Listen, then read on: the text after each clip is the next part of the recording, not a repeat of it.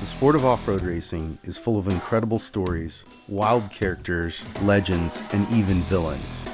We cover it all on offroadracer.com, but there's only so much we can put down in an article.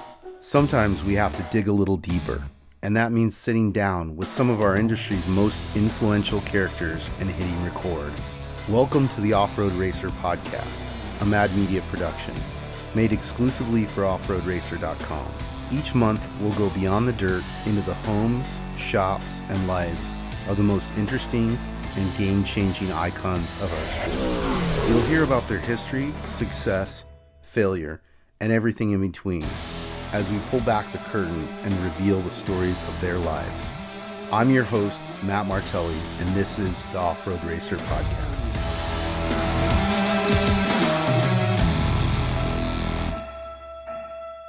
I'm Matt Martelli. This is Off-Road Racer Podcast, and I'm here with my actual brother from my mother, Josh Martelli, and Kilian Hamlin, my cousin. And what technically did we figure out? It's like you're my brother from my mother's brother. Mother's brother, yeah. Okay, Nice. cool. We got it. My brother from my mother's brother.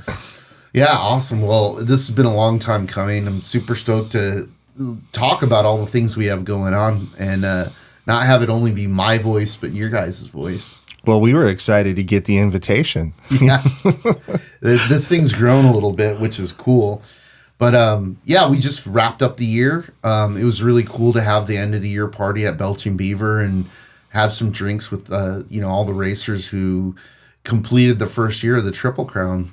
Yeah, I mean, what a great way to end the season and acknowledge all of the hard work and dedication and time and money and just, everything that goes into a race program. It was very humbling to have that many people show up and to tell us that they had, an incredible time racing with us. So It'll be fun to, develop out an awards and a party at the end of the year, and keep it a little loose and not have it be so formal and just get everybody together and have some drinks and talk about all the stuff that we did in the last year. Dude, I'm just stoked we were able to forge and give out our first sword that we named Primus because it's the first one, and hand that to Adam Householder. He was pretty stoked. The sword was rad. I mean, that was all your idea, and you walked into the office and said, hey, this is what we're doing, and it was just another crazy idea, but it turned out really cool. Occasionally I get a one that works, right? Yeah, I mean, well, the custom built welt helmets too, for people who did well in their classes. I mean, that's a trophy. That's something you hang up on the wall in a special spot, and you look back and people are going to ask about it when they're hanging out at your shop or wherever you're keeping them. So again, it's just trying to acknowledge to that crowd how much we care about them, about how hard they work. Yeah, it was funny when the guy who did the painting hot dog, when we called him up and we're like, how many helmets did we get? 53. Yeah, we need 53 hand painted helmets. He goes, I thought he was going to hang up on me. Yeah, he's like, I can do it, right? But I'm going to need a bottle of liquor, and I'm not going to sleep for 3 days, but we got it done. Yeah, no, that's pretty cool. I mean, for you guys, like, what was your favorite thing about this year? Man, a lot of fantastic moments. So, for people listening at home, I do a lot of behind the scenes work, and a lot of it is working with the BLM, the permitting agencies, the police departments, the cities, and making sure that everything that we want to do is by the book and everything lines out. And, at the Mint this year, we had some fantastic partners. We changed up the parade route a little bit, and we ended our parade at our host hotel, the Strat. And going into it, we were looking at that parking lot and going, yeah, this is going to work out great. We can totally fit 125 vehicles at the end of the parade. And we're in the parade, so we're up there planning it. We're rolling down. Everything's good. Everyone's having a good time. The cops are being mellow, and we get to the Strat, and it looks like Armageddon, right? All our people have rolled in. They're all jackknifed all over the place. But there was a gentleman there, a super cool guy, who runs their security, and that dude and his team single-handedly, got that area whipped into shape, and it was just one of those neat moments where, somebody chipped in to help your event succeed because they really dug what we were doing, right? So that was a highlight for me this year. For me, I think it was, to be completely honest, bikes at the California 300, and with pre-running there, that was the first time I really interacted with the bike guys. And I talked to 4 or 5 of them, understood, what they like to race and why they were out there. And those dudes are gnarly. Yeah. And I really got to see how gnarly that was, especially out there. Johnny Campbell put together a really badass course for him, and it really showed. So Yeah, I mean, for me, there's a lot of moments, but like probably the one that was the biggest, emotional, psychological victory was being able to have, unlimited trucks race full speed down Barstow, Maine, and sit in the crowd and watch the crowd reaction, because this is something that people are like, yeah, you guys are never going to have a major race in California. And we did. And not only did we do that, but we unlocked the value of Barstow, Maine, of showing what these trucks do the best. I mean, it was funny. We were out filming with BJ Baldwin yesterday, and he was pointing it out. He's like, these vehicles don't accelerate extremely well. They don't brake extremely well. They don't turn extremely well. But the one thing that they do that is unbelievable is, their suspension, what they can go over. And there's not a better illustration of that than Barstow, Maine. So like sitting in the crowd and watching, people react to, all the racers, Harden, the householders, everybody come ripping down Barstow, Maine at 100 miles an hour with those, with the 40-inch tires going, up and down. It was incredible. So we did it twice too. Yeah. Qualifying too. Qualifying was dope. And that's the thing is like, that's what's cool about there is that it can be different. That first year we did our start finish and qualifying out of that north, just to the north. And this year we moved it down to Maine, and it made all the difference in the world. It was really cool. And that's what's cool about the California 300s is that it can be different year to year, and it will be different year to year. And it's right there. It's so convenient. Yeah. I think another big highlight, right, is the start of the Mint this year, standing on the big mound on the infield. We had 490 entries. So this was, I believe it was our second biggest Mint since taking ownership in 2013, right? And doing that lineup and letting everyone come out and meet everybody down on the infield right before the race. I mean, it was massive. It felt huge. And so seeing that many racers from that many different classes for that grid walk was just awesome, and it was, I think, proof that racing is thriving, and it's incredible to see that many racers from that many different backgrounds in one spot at one time. It was a hell of a show for anybody who came to watch that race that Saturday. And the Mint just continues to evolve too. I mean, I take a step back and I look 5 years ago, and we were having 2 days of racing with 2 races per day, and I'm just like, I can't even believe that we used to do that. And now we've kind of morphed into this separate race course format where on Saturday the bikes can race independently than on a course separate than the cars and trucks. And, it's just continually evolving the racing so that we can just make it better and better. And we're looking forward to 2024 to kind of apply that concept of 2 courses on Saturday to Friday as well. I think that's actually a really important thing to point out. And when people look at what we're doing in the decision-making process and how we make decisions, and, that's a particular one where we took on more work to make it better. Instead of taking the easy way out and being like, oh, we're just going to do this and that's enough.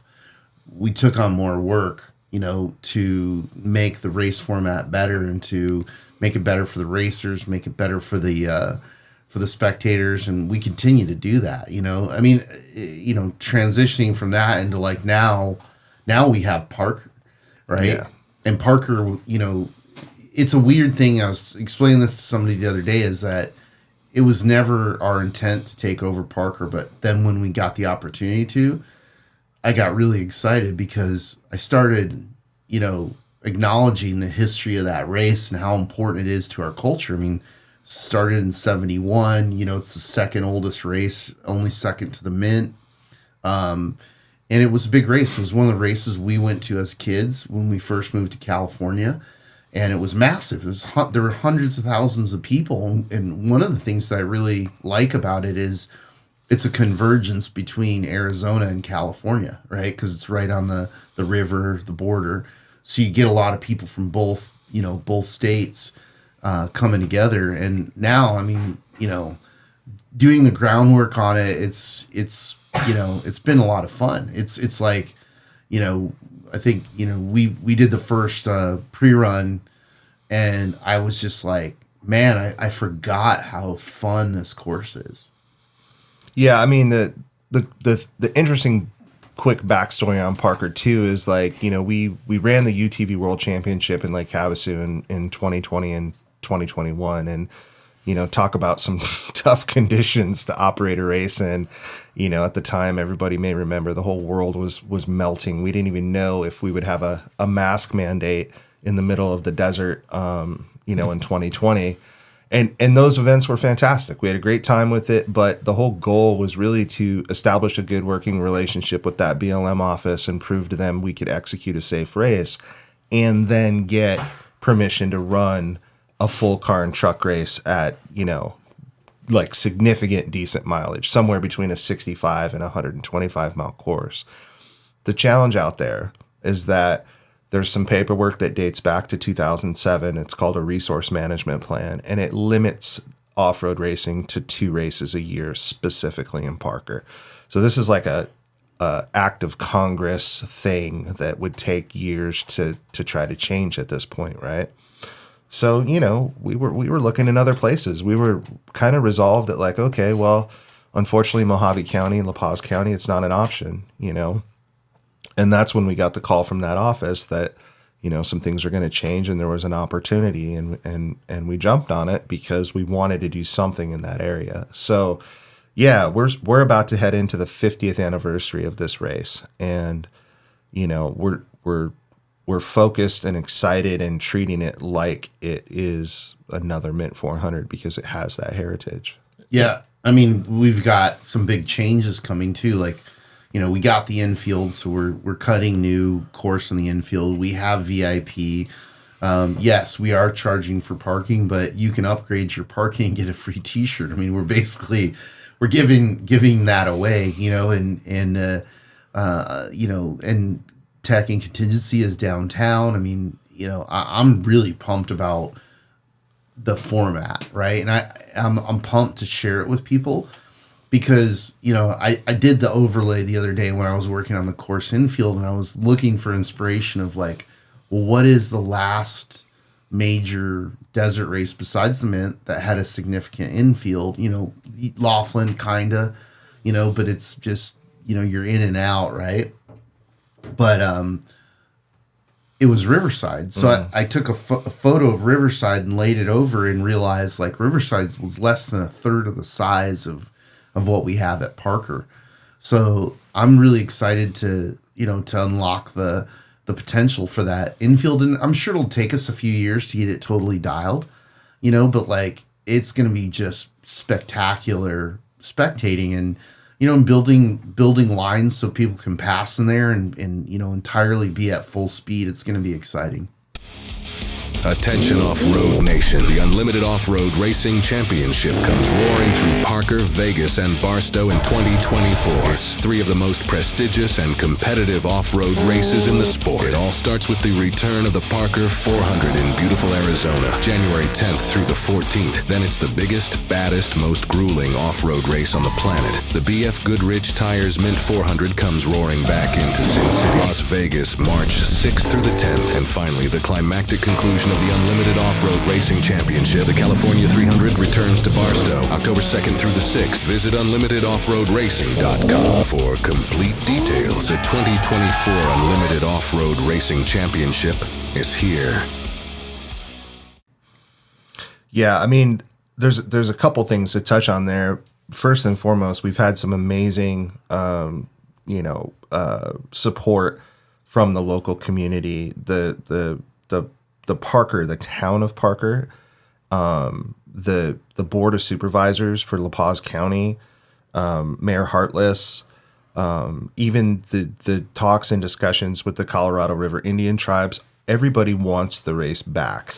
The challenge for us is that the race didn't happen this year because it was deemed to be unsafe.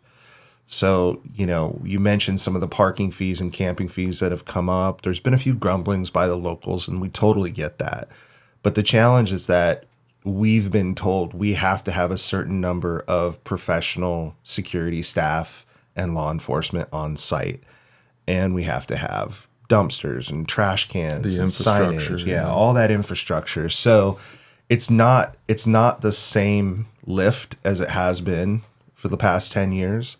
There's a much, much higher expectation for what the permitting agencies, the BLM, want to see out there. So, I think that at the end of the day, what we're giving folks is a tremendous amount of value. I mean, $35 to watch 3 days of racing from 3 different spots.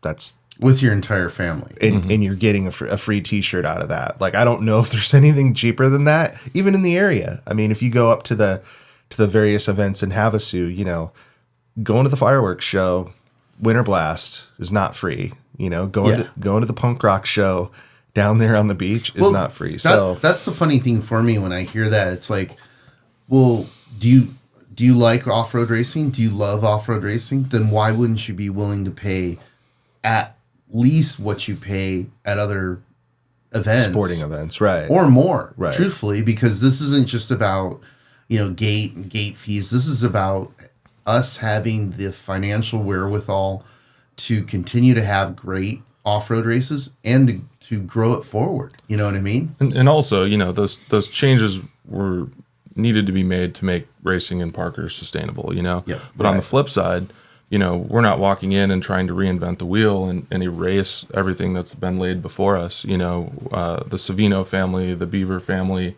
they've been instrumental in kind of helping us, keep the history, keep the tradition and the nuances that we necessarily don't know. Yeah, and I think it's a very straightforward communication to the public, right? To the spectators and the fans out there. Like, we have 3 simple rules.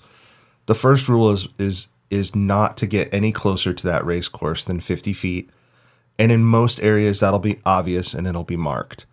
The second rule is never ever cross the race course. We cannot have people on the interior of the race course or crossing it while it's hot. It just becomes too difficult to try to allow that. And it's a 143-mile course. Like, there's so much fantastic viewing from the perimeter that it's just a necessity. We have to keep people on the exterior of the course. And the third thing, and it's a really important one, is just for folks to pack out their trash, to pick up their trash and keep their trash with them. There will be dumpsters out at Bouse. There will be dumpsters all along Shea Road. But if we trash the desert as a community, we will not be allowed to race there again. So that's super basic, Yeah. There's going to be a lot of people camping out there, and, that's awesome, So the big thing is just not to let it get out of hand, because if it gets out of hand, we won't be able to have another race there again. Well, and to your point on the camping, I mean, what's crazy about it is there is no other race where you can go back your trailer up and be looking down, 20 or 30 foot cliff onto the race course. I mean, some of the camping on Shea Road, like the viewing it's spectacular. It's like that one area. I'm like, dude, this should be a VIP area. It's so cool. Right. There's a ton of room, and we encourage people to bring out their RVs and their trailers and their tents and their family, but we want everybody to be safe. So I think I'm really excited about it. But also, now we have our own series, which I'm really excited about too, because we've always been in this position of having one race, and we have to deal with, all the rules and different stuff that shows up. And now as we evolve, we can implement not just our ideas, but like the ideas that have existed in the past with other promoters such as Sal Fish and Mickey Thompson, and Walt Lott, like our predecessors who we grew up going to their races. Now we can modernize that. I'm excited about that. It was funny because my brain works in all of our brains, but my brain in particular works in kind of strange ways. And sometimes it's 2:00 in the morning and I can't sleep and it's just going. And, the other day I realized in the history of desert off-road racing, there's been a lot of good series, right? But there's never been a series in North America that strung together these particular 3 races, right? So it's the Parker, the Mint, and the California 300, which constitutes technically the most difficult off-road race series that's ever been put together. So if you finish all 1,100 miles this year, that's, we're sure that less than 50% of the people will do that. Right. So that puts you in the top 50%. And you'll get a sword. Yes, yes. And we're doing swords for more than just the top class. Wait, hold on. Are we giving swords to everybody who just finishes? No. The swords are for the champions. Right. But the thing is that if you podium, and if you podium, in the championship, I mean, that's a feat, and yeah. Well, there's some good money to be made there too, right? Yes. Like if you dig into our purse structure and you've got a decent sized class and you podium at all 3 of those races, you're going to take home a big ass chunk of money. And then on top of that, we're doing a bonus at the end of the year. Yeah. Everybody's paying into a season ending purse, and there's even side bets, right, Kill? We're doing the side betting thing, right? Yeah. Yep. So run that down a little bit. So that's an opportunity to make a grip of cash. Yeah, for sure. I'm looking forward to the marketing and the content plays with 3 races in a known series. The Mint can be leveraged off Parker. The California 300 can be leveraged off the Mint, and we'll be able to do some really cool storytelling and marketing in ways that we haven't been able to. Yeah, let's talk about End of the Fray. So, we've all been students of what F1's doing and how they've been so successful in the American market as of recent. And the Drive to Survive series is fantastic, right? But I think we have a better and different opportunity in that we have a wider character set that has more appeal to mainstream America. In addition, we don't have a race every weekend, so we can put content out in between races. So we're doing a series called Into the Fray that'll feature select teams, and it'll go through the entire season. And we're going to do 6 half-hour episodes in addition to the race coverage that we have. And we're talking to several different networks right now and trying to decide which network is going to have our back, and that's where we're going to go. It could be ESPN, it could be Amazon, it could be Netflix, it could be ABC, CBS. We'll see, but those assets will also be turned into social media assets that will be given back to the sponsors. They'll be given back to the athletes. So, nobody's ever done something like this in our sport. So I'm super excited about that. I mean, we pioneered this with our series with Road to the Mint and storytelling about teams and athletes. And, the one thing I'm really proud of that we did with that series is it wasn't just all about the truck guys. We delved down into, class 10, UTVs, and so on.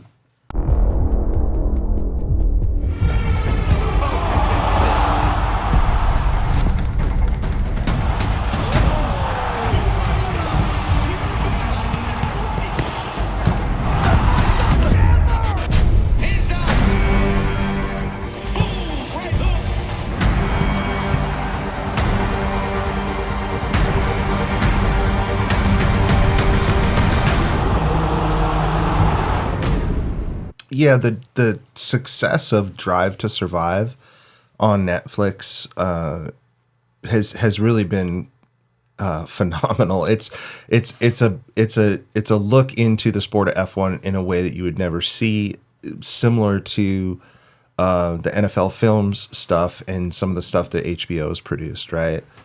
I think we've got the potential for that hands down. And actually, I think our people are way more accessible and down to earth and relatable than, a super wealthy, rich driver From Europe. kid from Europe, Yeah. right? Like, it's cool. You're driving a Ferrari around Paris and shopping with your girlfriend and telling stories about how hard it's been to be racing for 26 years straight. But that's not American. That's not American. You know what I mean? We've got 200 Dale Earnhardt stories Right. in what we're doing, right? Well, and we have engineers. Yeah. We have big brains and incredible heroic stories that need to be told, in and around our series. So, I think it's worth mentioning we shot and produced coverage of the Mint 400 in 2011 and 2012. So 2011 we roll out to the Mint 400 on the north side of Vegas. And at the time, these new cameras came out, and they're called RED cameras.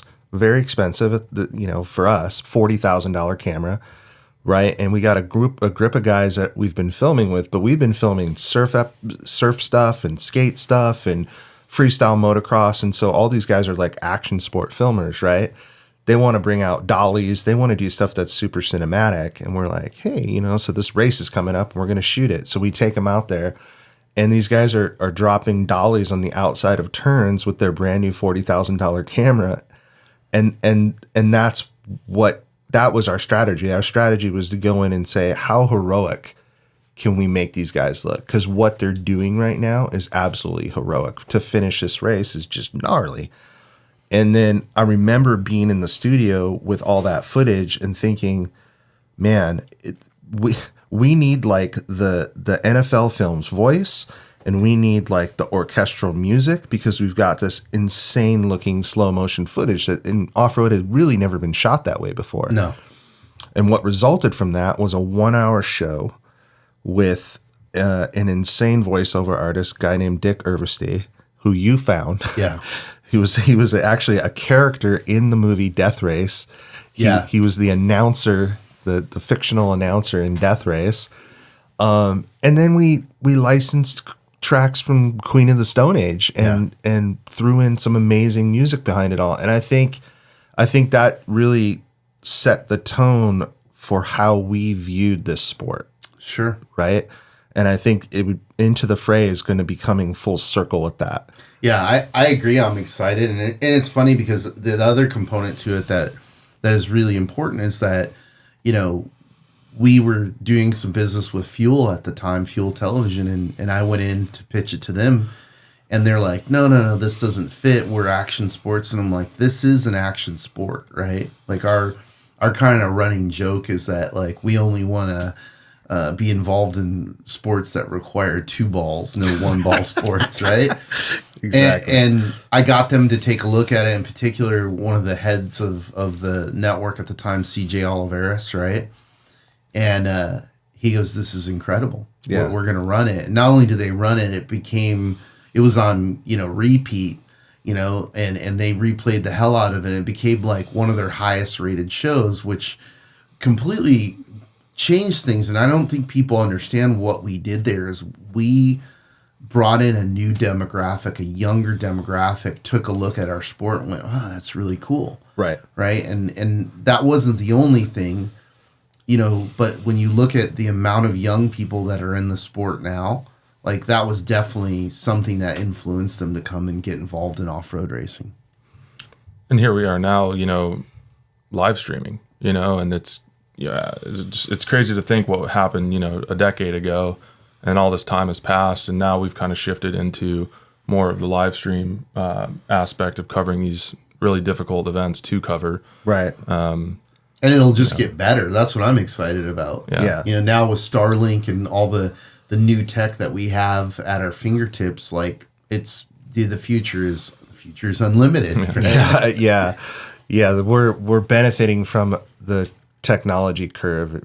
Every year we get a new tool or a better way to tell these stories, and it's exciting to be in both the event production business, the race promotion business and the content production business, right? Because we really wear 3 different hats, depending on, what our focus is. So, it's going to be a thrilling year. There's a ton of stuff planned and a ton of stuff in the works. And our focus is on producing and promoting the 3 best races in North America. It's premium.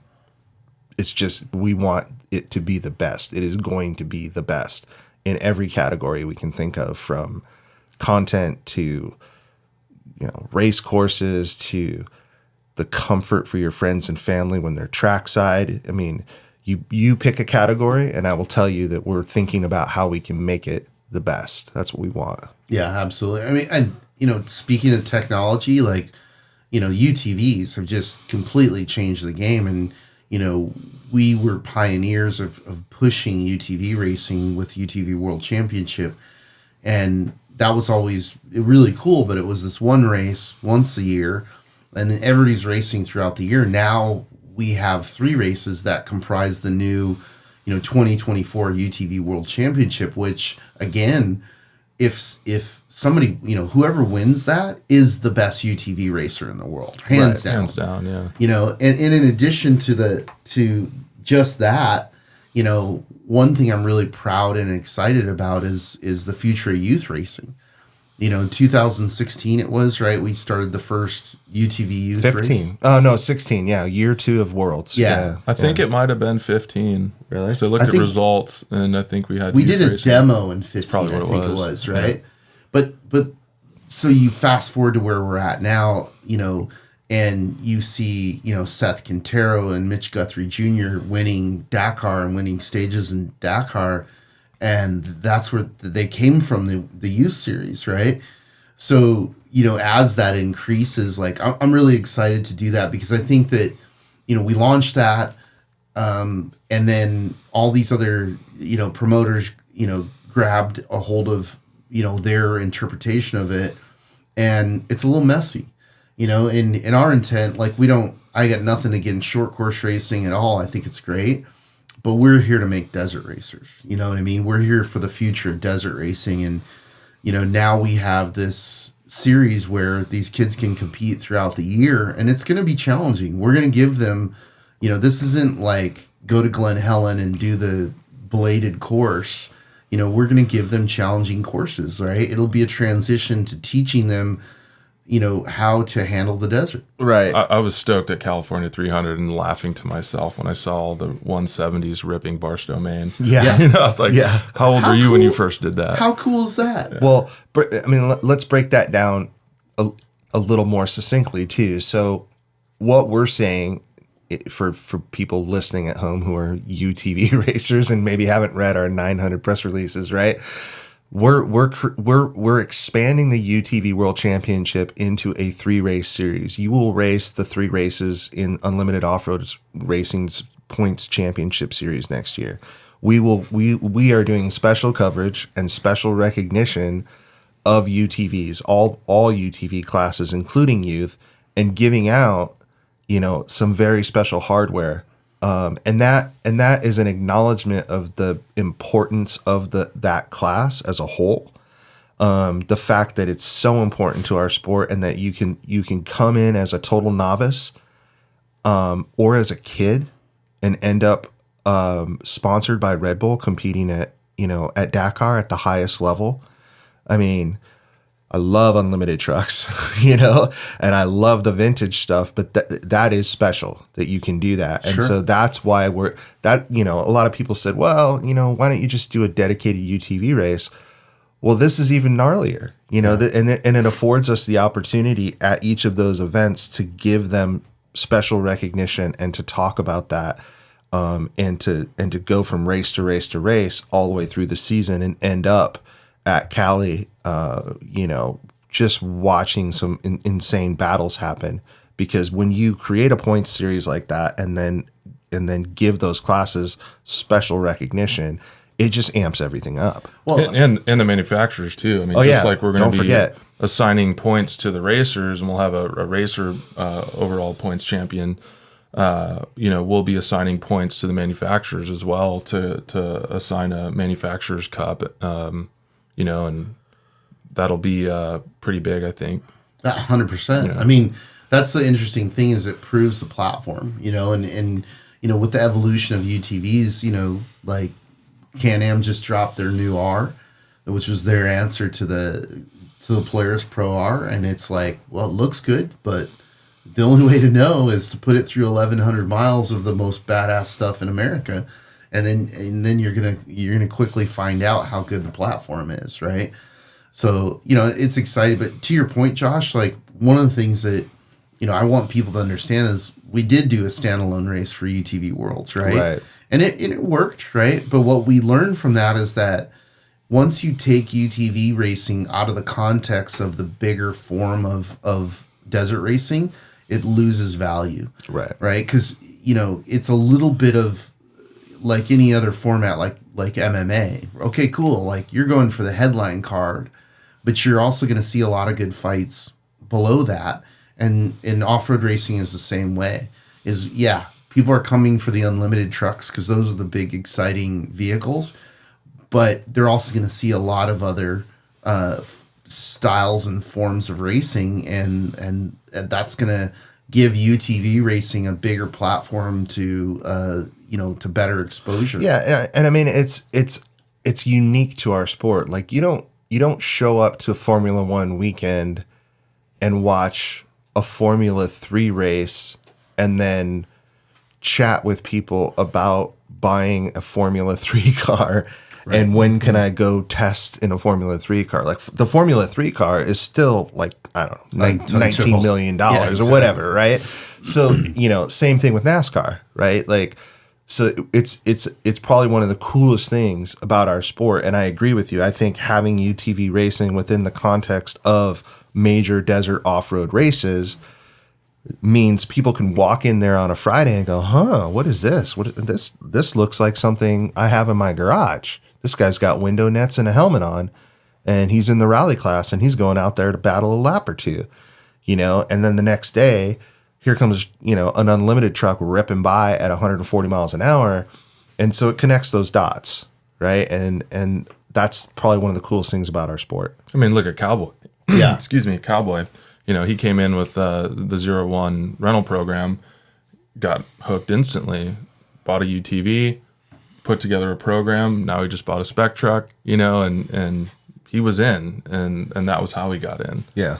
Yeah, I'm excited. I mean, for this upcoming year, there's a lot of things that now we get to implement that we never had the opportunity to as one race. So, obviously it's gonna be a lot of work, but I'm really excited about putting in the work and also seeing the results. The infamous question: what's next, Matt? You talked about our 3 races we have now, but. Well, it's super annoying when you get a third race and people are like, well, you need one more. I'm like, hey, just dude, got it. When people walk up to me and say that, I go, that's like saying, hey, thank you for spending $3 million of your own money in a very dumb and haphazard way. Well, they don't understand the lift, and then they don't understand our lift. Yeah. Like, can you go sit down with the BLM and a few agencies and get permission to race? It's hard. It's very hard. I will tell you this, the costs, the cost to do this in the last 5 years has tripled. And that's on the permitting side, the insurance side, the staff side. If you thought off-road race promotion was expensive in the early 2000s, it is Richter right now. So that's just the normal lift. But then remember what I said earlier, we want it to be the best, which means we want it to be comfortable for your friends and family. We want to have pre-running. We want to have a desert cleanup to show the community that we give a shit about the land that we're racing on. Like, everybody knows our formula. We perfected the formula, or close to perfect it out there with the Mint, and then we picked up California 300, and we're working diligently to make that event similar to the Mint in that regard, right? Now we have to do that from scratch in Parker. Yes, we inherited a fairly detailed, straightforward race course, but we also inherited some challenges from, some problems that occurred, and we have to fix all those in year one. And that's multiple relationships, both with the BLM and the crit, right? So when people ask, like, when people just kind of casually say, yeah, now you got to get a fourth race, it's like, okay, yeah, we acknowledge that, and we will. But I think one of the secrets to the success of our company right now as an organization is similar to how racers get in a rally UTV and they work their way up to a spec or an unlimited truck. That is exactly what we're doing with our program. Don't take on a bunch of stuff and run it shittily, Yeah. Build it one thing at a time, just like you would a race program, just like you would any company. And do it in a way that ultimately is going to be sustainable for the next, 20 or 30 years, which is what we want. And we've been very public about it. When we became an independent organization after the 2019 Mint, I mean, I'm pretty sure we said right in that press release, like, the goal is not to just be a one race event company. We want to have a series. We want to build a league, and we're going to do it one at a time. And things are starting to pay off too. It's like crazy ideas that we've had 3 or 4 years ago are now coming full circle. And yesterday is a perfect example. 8 months ago, we had an MMA reporter reach out to us and say, "Hey, I see all these fighters like racing your races. Like, can I come out and cover the event? Can I get some interviews?" I'm like, "Hell yeah," And now they're reaching out to us, wanting to be involved with our events, co-promotion, collaborations. That's just one example. Another one is like the military class. When we started that 3 years ago, everyone's like, that doesn't make sense. Ha ha ha. What are you doing? Now through that program we put together, we've raised over $300,000 for, foundations that support the military, as well as, military companies and manufacturers getting involved and wanting to come out and test their platforms. Things just take time. Yeah. So to circle back around to the question, what's next? We're working on developing a fourth race. Yeah. I mean, that's it. And we're not 100% sure where that could be. There's some obvious low hanging fruit, and there's some stuff that we're working on that, is less obvious and more complicated or more challenging. But, that we're looking at 2025 and hoping to get a fourth race on the calendar so we can have a 4-race series. I think we can sit here and say that today. Yeah, 100%. But we also want to go out and execute this year really, really well. Yeah. And if we get to the end of the year and we look at it and we go, cool, we launched a new race in Parker. We had fantastic, year, and now we're ready to jump in and add a fourth race. Great. If organizationally we're not ready, then hey, we'll run the series again as a 3-race and improve on those 3 races and look at it for 2026. I don't see any reason to rush out and throw a bunch of dog shit on the calendar and try to tell people that that's valuable. Racing against your dad is something that 90% of the racers in the world will never get. I've accomplished everything I wanted to do, and now he's just like taking the reins. I want to be remembered for being a huge part of short course, not just racing, keeping it alive, helping it grow. If it comes down to the last weekend and I'm in it, the boys better watch out. Well, and I think that's a very important thing for people to understand is like we are not here to half-ass stuff. Right. There'll be no throwaway races. There'll be no races that within our league that you're like, yeah, that's not a big deal. Like, one thing that we learned from the Mint was that races have to be at a certain level or it's simply not worth doing them. And that's not to say that some smaller leagues, shouldn't be doing what they're doing. That's great. We need a feeder series so people can get their feet wet before they jump into the big league. But, the reality is that what we're here to do is to unlock the value of off-road racing culture, period, point blank, right? Billions, hundreds of billions of dollars are spent globally on off-road products, and we get zero credit for it. and that's Right. done. Right. We're here to stab the flag in the ground and to take credit for it. To say, hey, you know what? Without off-road racing, no Jeep, no Raptor, no TRX, Right. no UTV, no shocks, no tires, Right. no safety protocol for vehicles, like so much stuff. And you know, we're here to take credit for that and to make sure that those dollars that are earned, that some little piece of that gets put back into off-road racing culture, you know, both in the racing, you know, league, the racers, the manufacturer, the aftermarket manufacturers, you know, and even, you know, land management, right? Like there's a Department of the Interior report that just came out, and it's like, you know, motorized off-road recreation is some crazy percent of the entire GDP. It's like 7% or something. Right. Right. And so the majority of that is off-road recreation.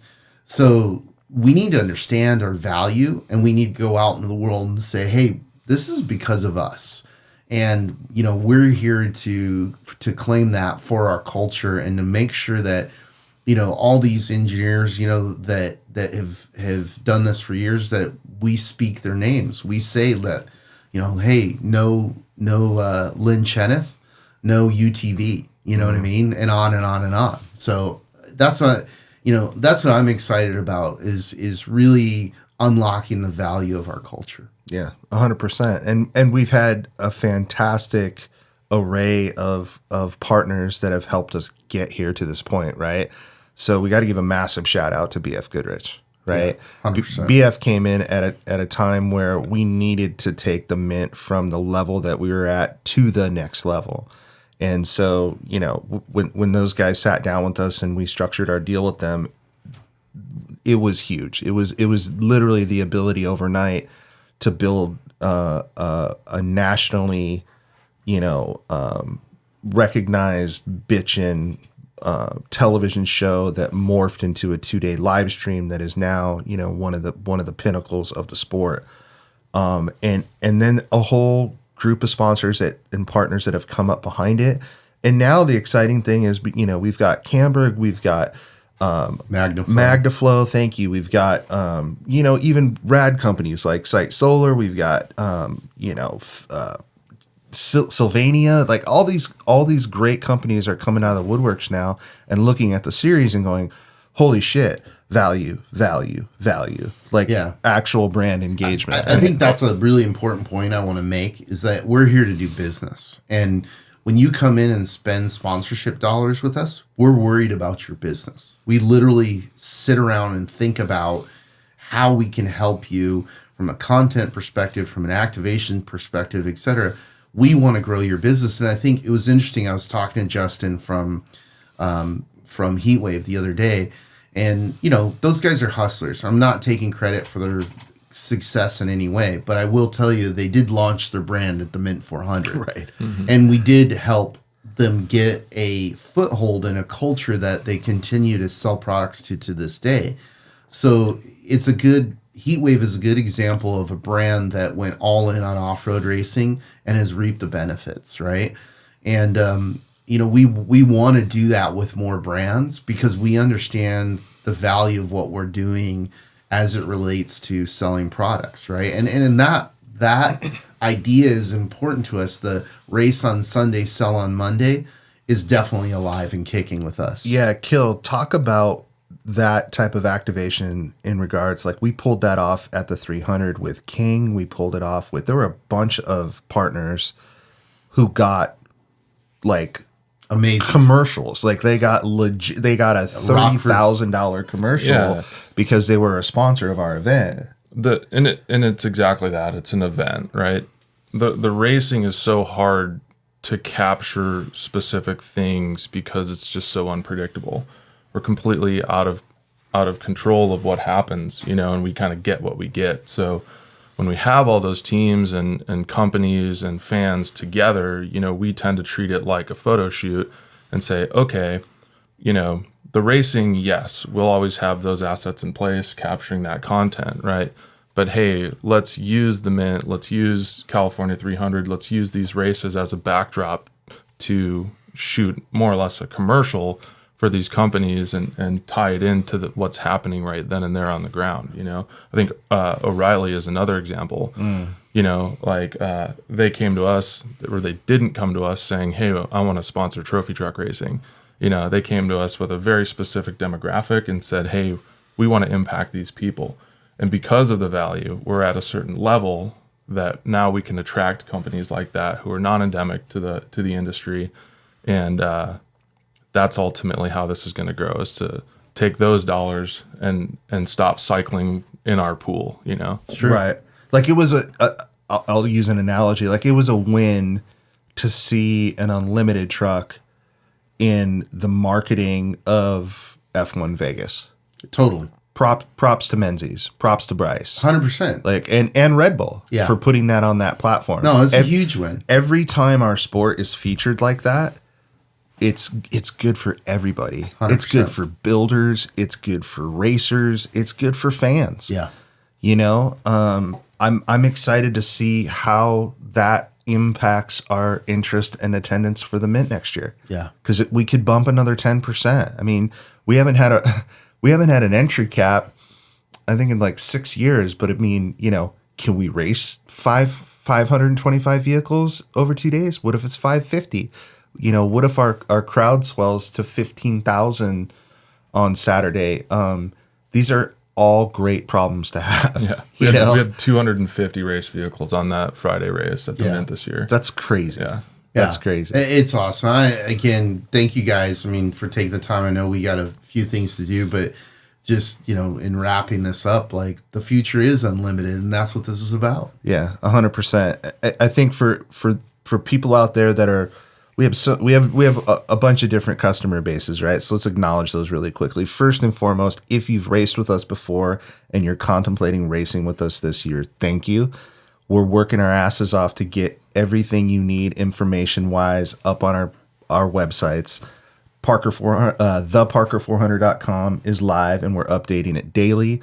unlimitedoffroadracing.com is live, and we're updating it daily. So bear with us as we get those things, smoothed out and running. But we're focused and fired up about Parker. If you're a potential sponsor, partner, vendor, exhibitor, man, don't miss Parker. Don't miss Parker, because it's a sleeping giant, and we're about to wake it the hell up. And I think we're going to have some insane attendance out there for that. And if you're just a casual fan, come out to Parker and check it out. There's nothing like staying down by the river and walking over and watching these guys do it. And the weather's beautiful. The people are about as friendly as they get. And I just say, come check it out. Come be a part of this madness. I've thought of 4 different podcasts we could be doing, off of this discussion. We will, but this is the first one, right? Yeah, no, and I really enjoy talking about, kind of what our goals are, what our vision is, and it's crazy sometimes, but to have the support from the people that we have it from, and trusting us with that is huge. So, we'll leave it at that. There's probably more people. We thank we thank an important and select group of people at every one of our awards banquets. They know who they are, and we couldn't do this without them. So let's just quickly acknowledge our department heads, our friends, our family, a lot of them, volunteers, our safety crew. I mean, this is at this stage, it's over 250 people. And it's really what makes this whole thing work, and we're humbled by it and grateful for the support, and we'll do our best to acknowledge it as often as we can. Hell yeah, yeah, cool. Thanks, guys. That was awesome. Right on. See everybody out in Parker.